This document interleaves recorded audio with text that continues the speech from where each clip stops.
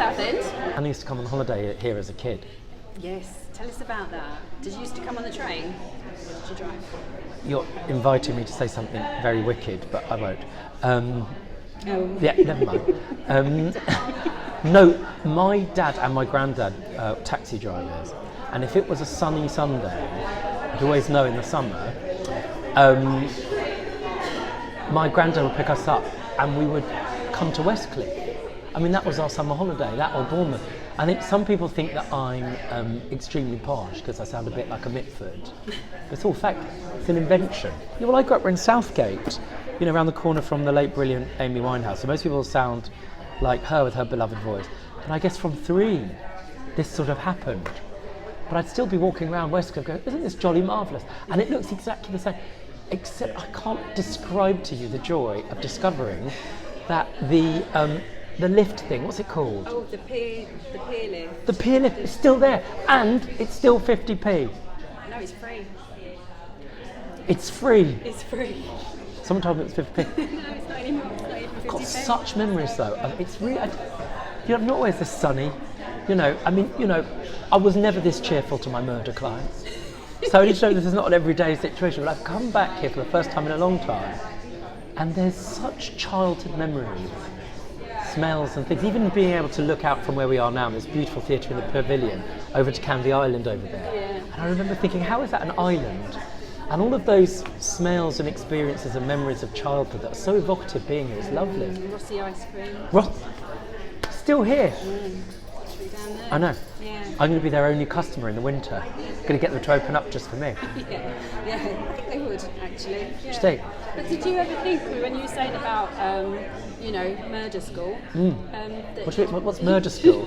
So you just No, I don't know. I said I used to do murder cases. I did go to murder school. So when you went to murder school, how did you find out how to commit the perfect crime? It's funny you should say that. What I was going to say was... I was a lawyer, there's no body count. So we know you as, well, Yeah. part of what you've done. Lots of things. But maybe not so much as a performer. Yeah. But you started off, did you go to drama school, didn't you? No, I didn't go to drama school. I was really involved in theatre, and that was very much passion and, I guess, the path really. And I did National Youth Theatre quite young, too young.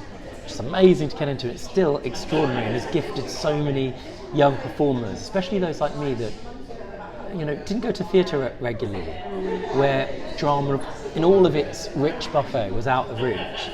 Gave them their first chance, their first opportunity, really, to understand in the truest sense what theatre was. And I got in, and it was amazing. And I've met some amazing people from there who I'm still friends with, Matt Lucas, for example. Oh, really? But I then got sort of passionately invested, let's say, and only think it's really worth doing something with gusto, in studying, really, and debating, because it was super cool.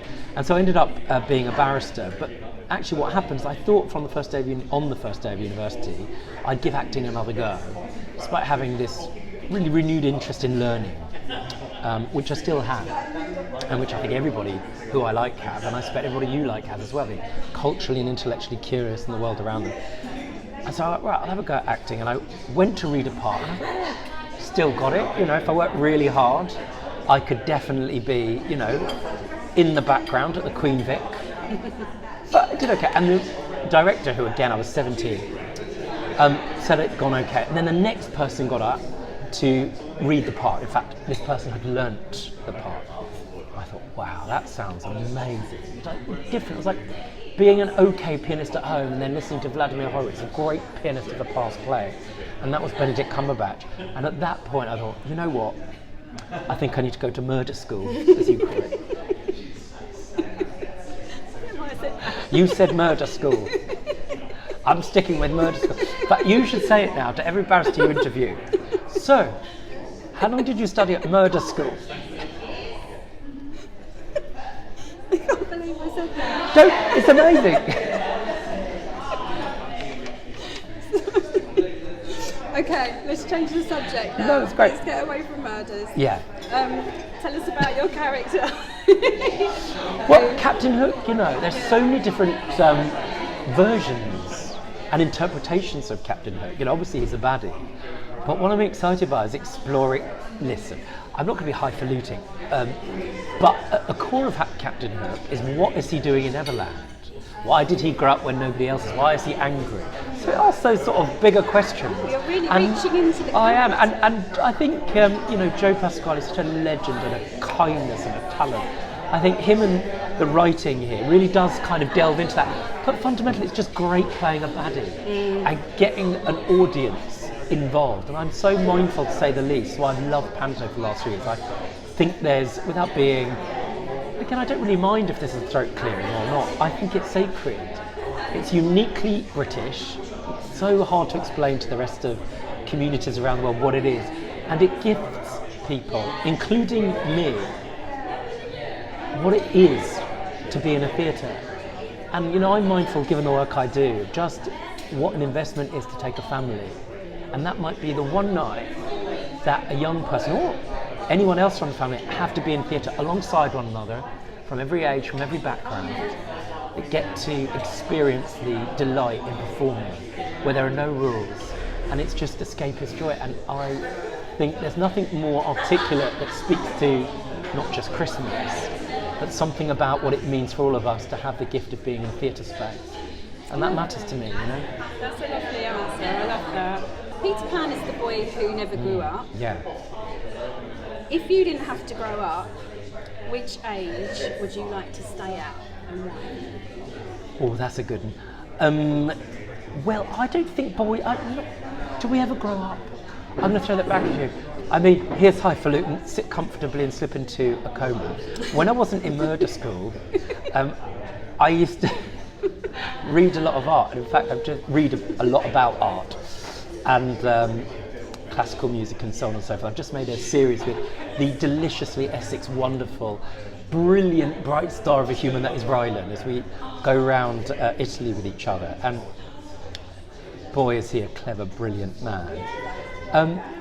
But what I was going to say is Picasso, whose work I really love, the early work especially, used to say, and I'm going to get it wrong, but he said, the thing is, all children are artists, but it's a job. I didn't quite put it like this, it's more poetic in the Spanish he used, or whatever language he expressed it in, but it's a job of all grown-ups to try and keep a bit of the child within all of us.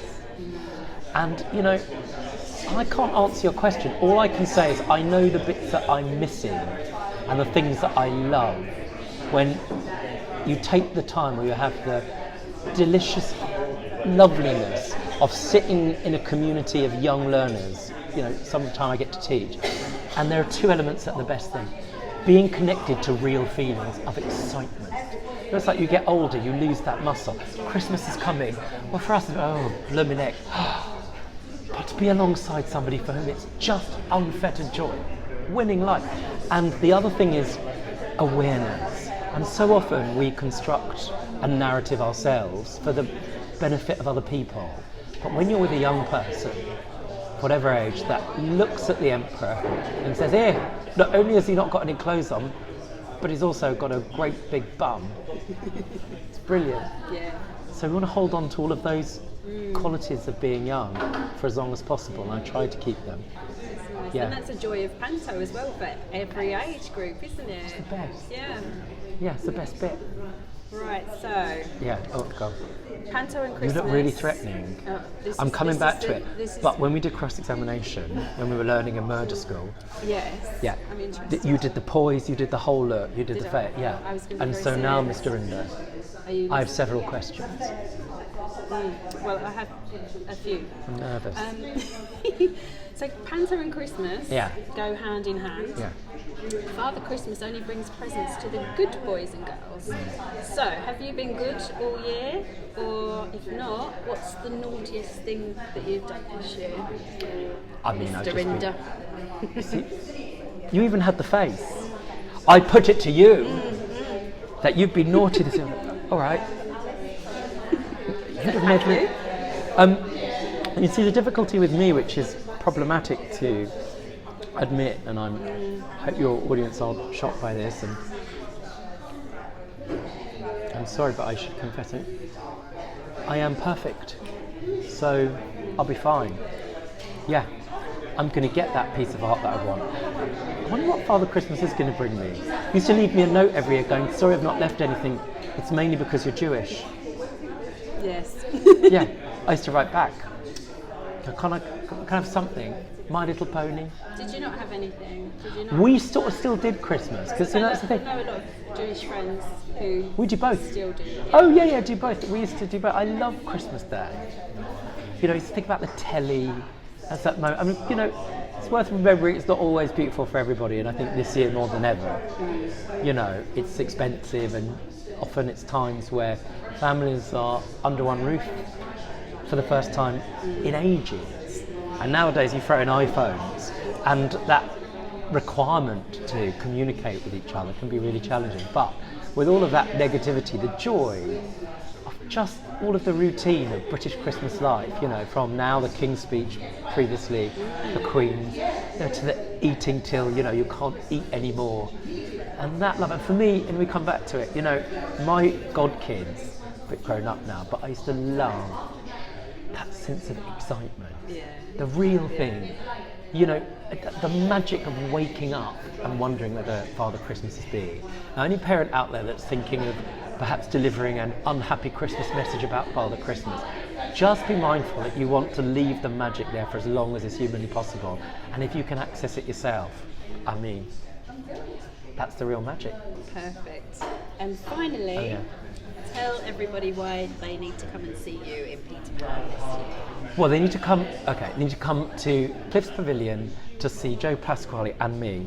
It's an order, by the way, because you know what better way is there to spend Christmas alongside one another than pantomime? It's going to be joyful, funny, scary, delightful. That, or your money not back. Just saying, it's not lawful. You're paid. Perfect.